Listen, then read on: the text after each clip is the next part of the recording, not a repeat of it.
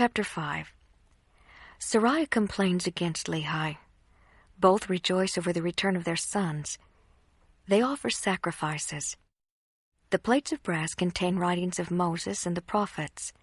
They identify Lehi as a descendant of Joseph. Lehi prophesies concerning his seed and the preservation of the plates. And it came to pass that after we had come down into the wilderness unto our father, behold, he was filled with joy, and also my mother Sariah was exceedingly glad, for she truly had mourned because of us. For she had supposed that we had perished in the wilderness, and she also had complained against my father, telling him that he was a visionary man, saying, Behold, thou hast led us forth from the land of our inheritance, and my sons are no more, and we perish in the wilderness. And after this manner of language had my mother complained against my father. And it had come to pass that my father spake unto her, saying, I know that I am a visionary man. For if I had not seen the things of God in a vision, I should not have known the goodness of God, but had tarried at Jerusalem, and had perished with my brethren. But behold, I have obtained a land of promise, in the which things I do rejoice. Yea, and I know that the Lord will deliver my sons out of the hands of Laban, and bring them down again unto us in the wilderness. And after this manner of language did my father Lehi comfort my mother Sariah concerning us, while we journeyed in the wilderness up to the land of Jerusalem to obtain the record of the Jews. And when we had returned to the tent of my father, behold, their joy was full, and my mother was comforted. And she spake, saying, Now I know of a surety that the Lord hath commanded my husband to flee into the wilderness. Yea, and I also know of a surety that the Lord hath protected my sons, and delivered them out of the hands of Laban, and given them power whereby they could accomplish the thing which the Lord hath commanded them. And after this manner of language did she speak.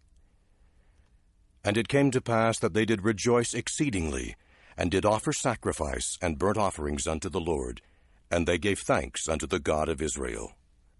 And after they had given thanks unto the God of Israel, my father Lehi took the records which were engraven upon the plates of brass, and he did search them from the beginning.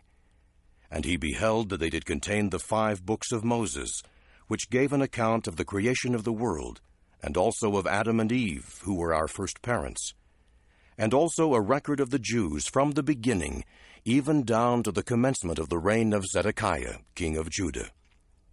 And also the prophecies of the holy prophets, from the beginning even down to the commencement of the reign of Zedekiah, and also many prophecies which have been spoken by the mouth of Jeremiah.